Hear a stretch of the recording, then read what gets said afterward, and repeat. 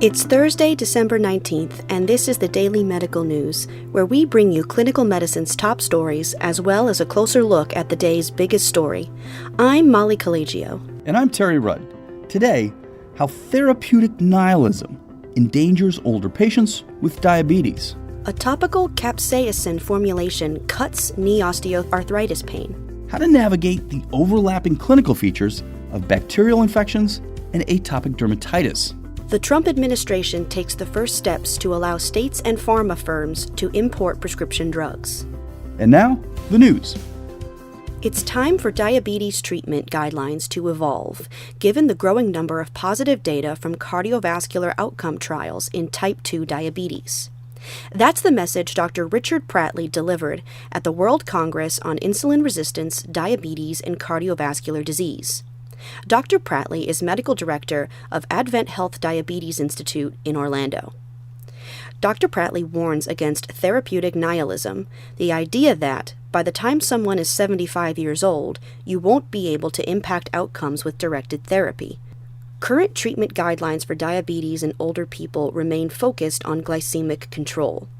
But Dr. Pratley says it's not hyperglycemia that's killing people, it's heart disease and renal disease.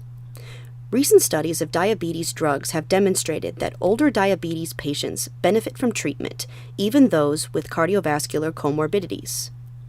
DPP4 and SGLT2 inhibitors, as well as GLP-1 receptor agonists, can be safely used in older patients with cardiovascular disease. And those drugs' benefits extend beyond diabetes. Cardiovascular outcomes also improve in those older patients. Dr. Pratley says that means clinicians need to change their focus to patient-important outcomes, dying, heart attack, and stroke, and avoid therapeutic nihilism. High concentration topical capsaicin topped placebo at reducing pain in patients with knee osteoarthritis, and it was well tolerated and delivered a longer clinical response. The American College of Rheumatology recommends topical capsaicin for the relief of hand and knee OA pain. But poor tolerability can limit capsaicin's analgesic effects. Researchers at Missouri Health Sciences in Columbia, Maryland, conducted a phase 2 trial of topical capsaicin in 120 patients. They presented their findings at the annual meeting of the American College of Rheumatology. Patients received 5% capsaicin topical liquid, 1% capsaicin topical liquid, or vehicle. They applied the topical formulations for 1 hour to both knees, once per day, for 4 consecutive days. At 90 days, the 5% capsaicin group saw a significantly greater 43% drop in their pain scores, compared with 23% in the vehicle group. The 1% capsaicin patients didn't top placebo. There were no serious adverse events. But capsaicin patients did experience mild or moderate adverse events such as erythema, edema, scaling, and pruritus. Correctly identifying a bacterial infection in patients with atopic dermatitis can be challenging, particularly given the clinical features common to both conditions.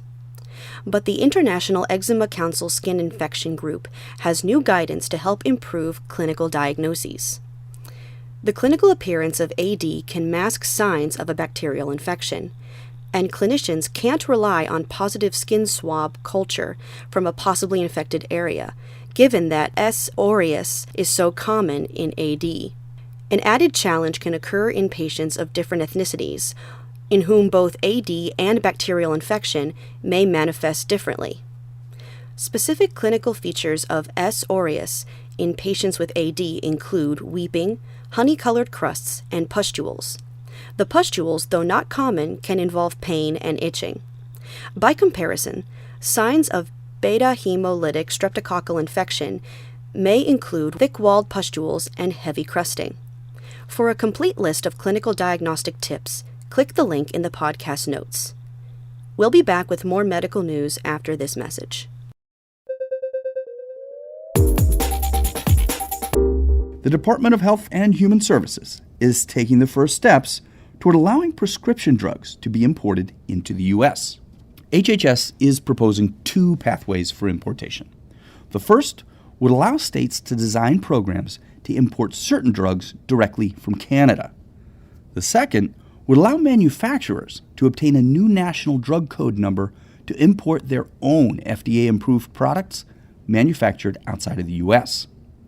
HHS Secretary Alex Azar says the new pathways could move the U.S. toward a more open and competitive marketplace that supplies patients with safe, effective, affordable prescription drugs. Under the first proposal, only certain drugs would be eligible for importation from Canada.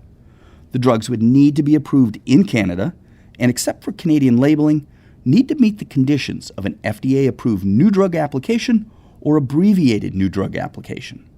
Excluded from importation are controlled substances, biologics, IV drugs, drugs with a risk evaluation and management strategy, and drugs injected into the spinal column or eye. States would have to show that importing drugs poses no additional risk in public health and safety, and they would have to show that importation led to cost reductions. But Secretary Azar acknowledges that many of the most expensive drugs, as well as insulins, wouldn't be eligible for importation under this pathway. In the second proposed pathway, the FDA would give manufacturers guidance on importing their own FDA-approved products manufactured abroad. Under this proposal, there would be no restriction on which type or kind of FDA-approved product could be imported. And that's it for today's Daily Medical News. Be sure to listen to the newest episodes of Dermatology Weekly and Blood and Cancer, available today and every Thursday. For MD Edge, I'm Molly Collegio. And I'm Terry Rudd. Thanks for listening.